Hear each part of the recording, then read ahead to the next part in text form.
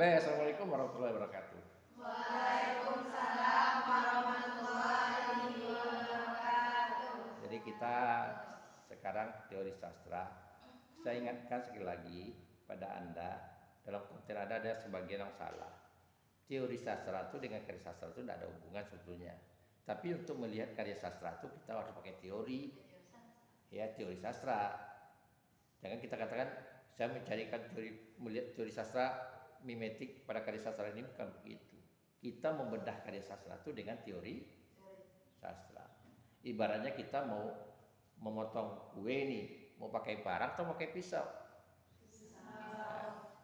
Pisaunya pisau besi, pisau dapur atau pisau kue? Pisau kue. Nah itu gunanya seperti itu, karena tujuan kita kan itu objeknya jelas. Karena mau kita teliti itu misalnya aspeknya bahasa, ya tentu kita pakai teori stilistika namanya. Ya, kalau kita ingin melihat simbol-simbol yang ada semiotik ada di dalam karya sastra, berarti teori semiotik kita pakai. Paham?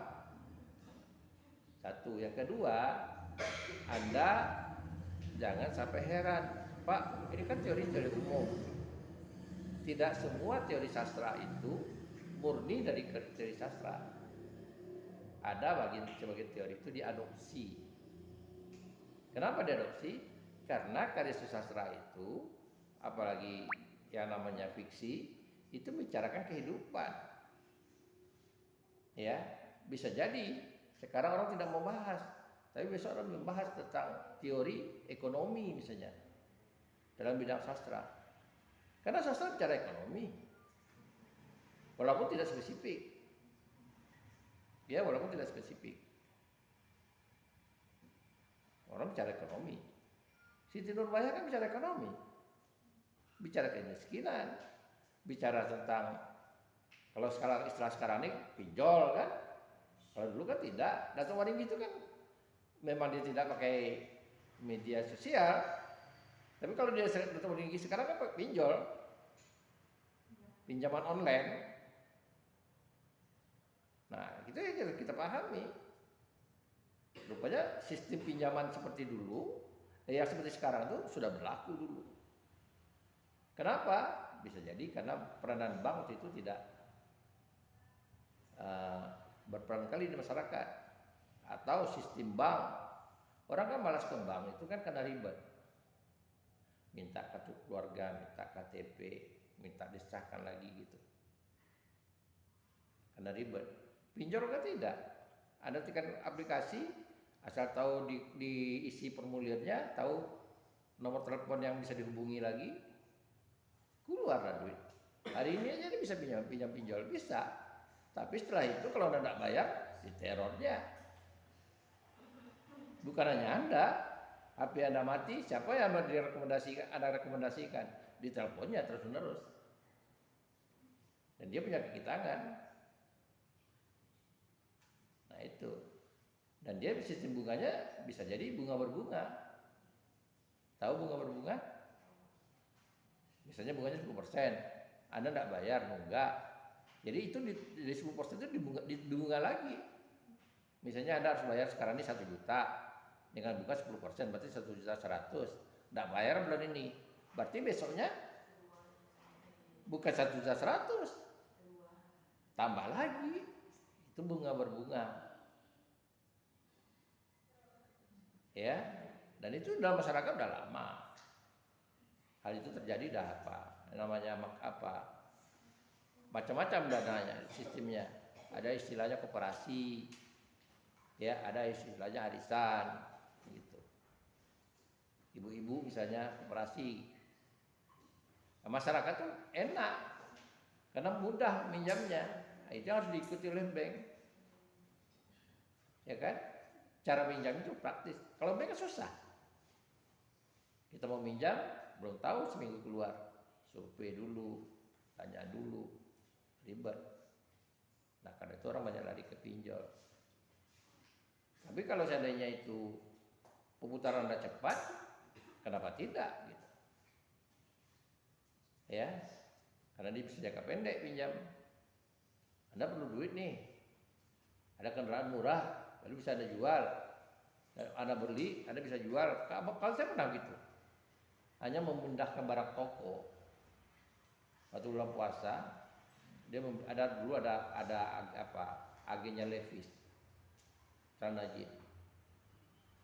Jadi Cinanya baru buka toko. Sementara dia tidak tahu pasaran harga, kemudian tidak tahu dia nomor-nomor yang apa pembelinya banyak. Kan kalau celana jeans ini kan yang banyak tuh nomor-nomor kecil.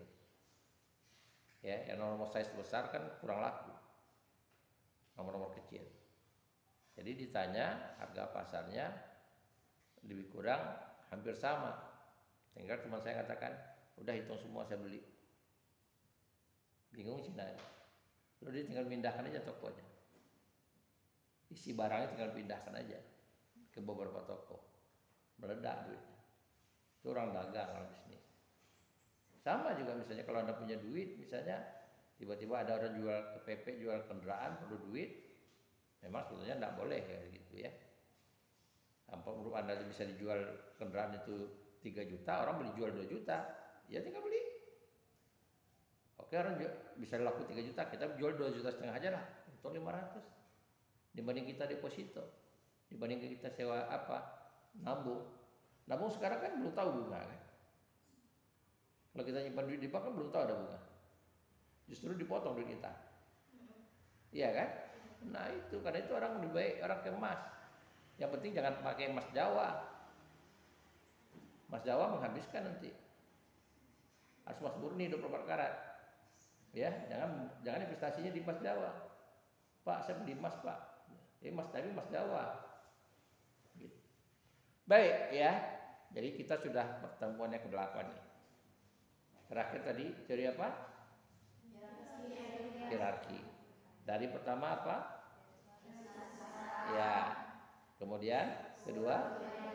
Iya. Ketiga? Struktural. Keempat? Mimetik. Kelima? Apa? Iya. Keenam? Ketujuh? Hierarki. Berarti kan hafal. Ya kan? Udah hafal itu. Tinggal mereviewnya lagi. Nah, apalagi itu yakin saya kalau ditanya itu ada tahu. Karena ada 2 konten. Paham? Tapi bukan berarti saya tidak bisa menjebak Anda. Saya bisa menjebak Anda dengan buat apa? Penerapannya bisa kalau sifatnya menjebak, tapi tidak, ini untuk pengetahuan Anda tahu. Nah, kali ini kita bicara tentang masih teori tentang objeknya karya sastra, tentang ekologi sastra. Nah, Anda dengar ekologi itu kan pasti Anda bingung. Ekologi sastra. Ya. Nah, ekologi sastra itu munculnya ketika orang bicara tentang pencemaran. Ya, mulai orang populernya ketika lapisan ozon tipis, orang udah bicara tentang pencemaran tentang udara. Nah, sebetulnya dalam ilmu biologi, ya, biologi, orang bicara tentang alam. Sementara karya sastra itu juga bicara tentang alam. Yang jelasnya kalau kita bicara tentang karya fiksi, di karya fiksi itu ada unsur setting namanya. Setting itu ada 3, suasana, waktu, dan tempat. Ya, suasana, waktu, dan tempat. Jadi itu yang jadi masalah. Dan kalau kita kaitkan dengan teori lain, mimetik contohnya, bahwa karya sastra itu dia merekam, ya, dia merekam apa yang ada pada masa itu. Karena itu dianggap dia mendokumentasikan peristiwa yang ada, walaupun tidak seperti halnya dokumentasi yang murni, karena ada unsur fiksinya di sana. Jadi bicara tentang ekologi, yang kita bicarakan itu bukan tokoh, bukan bahasanya, tapi bicara tentang lingkungan. Bicara tentang lingkungan. Jadi sastra itu bicara tentang lingkungan. Contoh, kita bicara tentang senja di pelabuhan kecilnya Khairil. Kan bicara tentang lingkungan. Ya. Tentang lingkungan, tentang alam, tentang pelabuhan kecil. Nah, itu gambaran yang paling mudah dipahami gitu. Contohnya seperti itu. Memang tidak semua karya sastra itu menggambarkan namanya lingkungan. Tentu kita kalau ingin melihat karya sastra itu yang ada unsur yang berkaitan dengan lingkungan supaya teori ini bisa kita pakai. Paham? Nah, jadi kita harus mencari objek yang bicarakan tentang lingkungan. Bukan berarti harus spesifik, tidak. Tapi unsur lingkungan itu ada. Karena dalam karya fiksi contohnya, dalam karya fiksi tidak begitu. Dalam karya fiksi contohnya itu ada unsur. Tapi dalam karya puisi itu biasanya puisi-puisi narasi.